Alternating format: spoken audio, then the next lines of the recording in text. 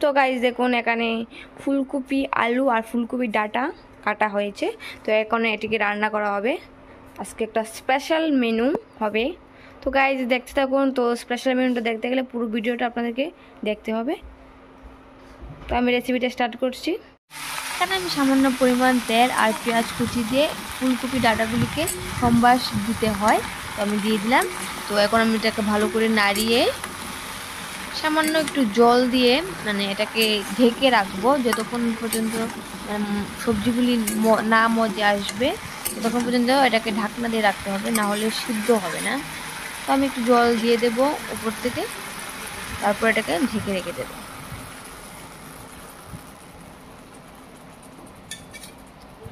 তো গাইস এদিকে দেখতে পাচ্ছেন আমার ফুলকপি ডাটা প্রায় সিদ্ধ। সামান্য হলুদ গুঁড়ো,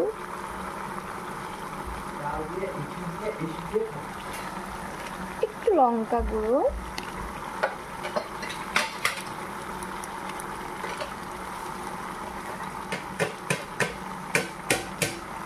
একটু জিরে গুঁড়ো দিতে হবে,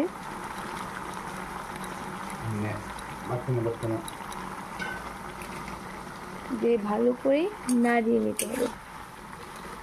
আমাদের ফুলকপি আলু প্রায় সিদ্ধ হয়ে গেছে। এখন মশলাগুলি ভালো করে কষিয়ে নেব জলটা শুকোলে পরে,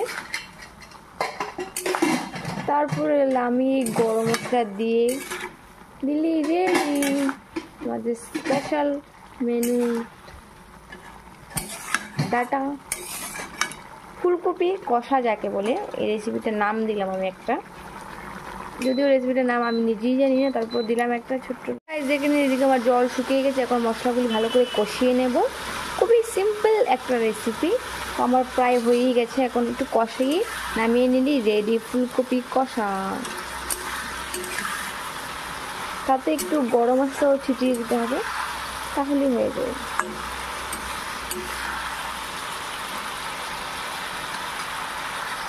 তো আমার ফাইনাল লুকটা নিয়ে আমি আপনাদের সামনে আসবো আবার। বাই বাই আপাতত। তো গাইস এইদিকে নিয়ে আমার ফাইনাল লুকটা। তো আমি আজকে একটু ঝুল ঝুল রেখেছি, তো তার জন্য এটা একটু এমন হয়ে গেছে। অন্যদিন কষা কষা রাখি। তো গাইস ঠিক আছে, এই ভিডিওটা এখানে শেষ করলাম। Bye bye.